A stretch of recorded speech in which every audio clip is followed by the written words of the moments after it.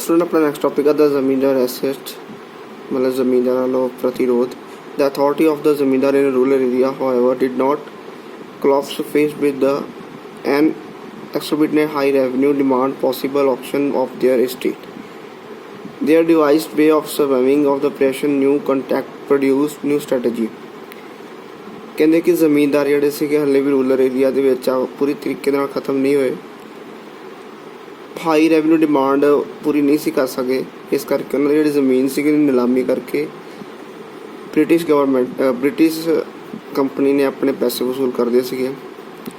ਪਰ ਇਹਦੇ ਨਾਲ ਇਹਨਾਂ ਦੇ ਉੱਪਰ ਇੱਕ ਪ੍ਰੈਸ਼ਰ ਸੀਗਾ ਔਰ ਇਹਨਾਂ ਨੇ ਨਿਊ ਸਟ੍ਰੈਟਜੀ ਅਪਣਾਈਆਂ.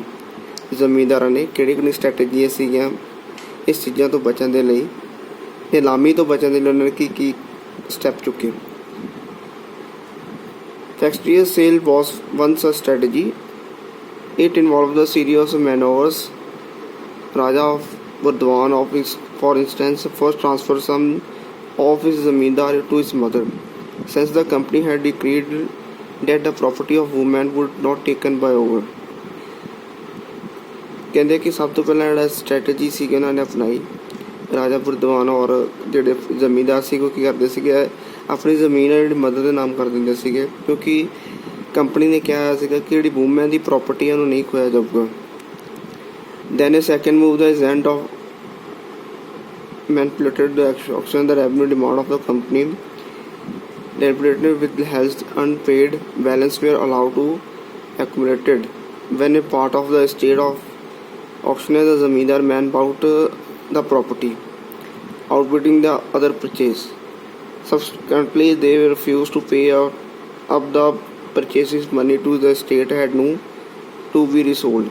ਕਹਿੰਦੇ ਕਿ ਜਦੋਂ ਇਹ ਨਿਲਾਮੀ ਹੁੰਦੀ ਸੀਗੀ ਕੀ ਕਰਦੇ ਜ਼ਮੀਂਦਾਰ ਕਿ ਉਹਦੇ ਵਿੱਚ ਆਪਣੇ ਬੰਦੇ ਜਿਹੜੇ ਸੀਗੇ ਉਹ ਭੇਜ ਦਿੰਦੇ ਸੀਗੇ ਔਰ ਜਿਹੜਾ ਸੀਗਾ ਇੱਕ ਜਦੋਂ ਨਿਲਾਮੀ ਹੁੰਦੀ ਸੀਗੀ ਵੱਧ ਤੋਂ ਵੱਧ ਬੋਲੀ ਦਿੰਦੇ ਸੀਗੇ, ਪਰ ਜਦੋਂ ਪੈਸੇ ਦੇਣ ਦਾ ਟਾਈਮ ਹੁੰਦਾ ਸੀਗਾ ਫਿਰ ਨਹੀਂ ਸੀ ਦਿੰਦੇ. ਇਸ ਕਰਕੇ ਫਿਰ ਜਿਹੜੀ ਸੀਗੀ ਜ਼ਮੀਨ ਜਿਹੜੀ ਸੀਗੀ ਨਿਲਾਮੀ ਕਰਵਾਈ ਜਾਂਦੀ ਸੀਗੀ.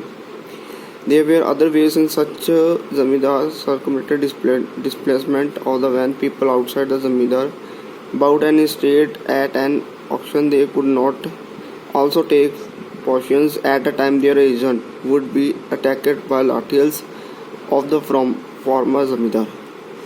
ਕਹਿੰਦੇ ਕਿ ਜ਼ਮੀਂਦਾਰ ਜਿਹੜੇ ਸੀਗੇ ਉਹਨਾਂ ਦੇ ਅੱਗੇ ਜਿਹੜੇ ਕਿਸਾਨ ਹੁੰਦੇ ਸੀਗੇ ਜਦ ਕੋਈ ਹੋਰ ਜ਼ਮੀਂਦਾਰ ਉਸ ਜ਼ਮੀਨ ਨੂੰ ਲੈ ਲੈਂਦਾ ਸੀਗਾ ਜਦੋਂ ਉਹ ਪਰ ਜਿਹੜੇ ਕਿਸਾਨ ਸੀਗੇ ਉਹਨੂੰ ਐਂਟਰ ਨਹੀਂ ਸੀ ਹੋਣ ਦਿੰਦੇ ਉਹਨਾਂ ਨੂੰ, ਕਿਉਂਕਿ ਉਹ ਸਮਝਦੇ ਸੀਗੇ ਕਿ ਇਹ ਜ਼ਮੀਨ ਜਿਹੜੀ ਆ ਪੁਰਾਣੇ ਜ਼ਮੀਂਦਾਰ ਦੀ ਆ ਔਰ ਉਹ ਪੂਰੇ ਤਰੀਕੇ ਦੇ ਨਾਲ ਉਹਨਾਂ ਦਾ ਵਫਾਦਾਰ ਹੁੰਦੇ ਸੀਗੇ. ਕਹਿੰਦੇ ਕਿ ਔਰ ਇਸ ਕਰਕੇ ਕਈ ਵਾਰੀ ਲਾਠੀ ਚਾਰਜ ਵੀ ਹੋਇਆ, ਲੜਾਈ ਵੀ ਹੋ ਚੁੱਕੀ ਸੀਗੀ.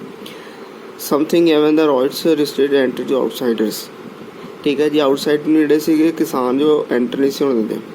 ਦੇ feel pound their own zamindar through the sense loyalty and perceived them to figure of authority and themselves as is puroza. ਠੀਕ ਹੈ ਜੀ, ਇਹਦੇ ਵਿੱਚ ਇਹ ਦੱਸਿਆ ਕਿ ਜਿਹੜੇ ਕਿਸਾਨ ਹੁੰਦੇ ਸੀਗੇ ਆਪਣੇ ਪੁਰਾਣੇ ਜ਼ਮੀਂਦਾਰ ਦੇ ਪ੍ਰਤੀ ਉਹ ਵਫਾਦਾਰ ਹੁੰਦੇ ਸੀਗੇ ਔਰ ਨਵੇਂ ਜ਼ਮੀਂਦਾਰ ਨੂੰ ਜਿਹੜੇ ਜ਼ਮੀਨ ਦੇ ਵਿੱਚ ਐਂਟਰ ਨਹੀਂ ਸੀ ਹੋਣ ਦਿੰਦੇ.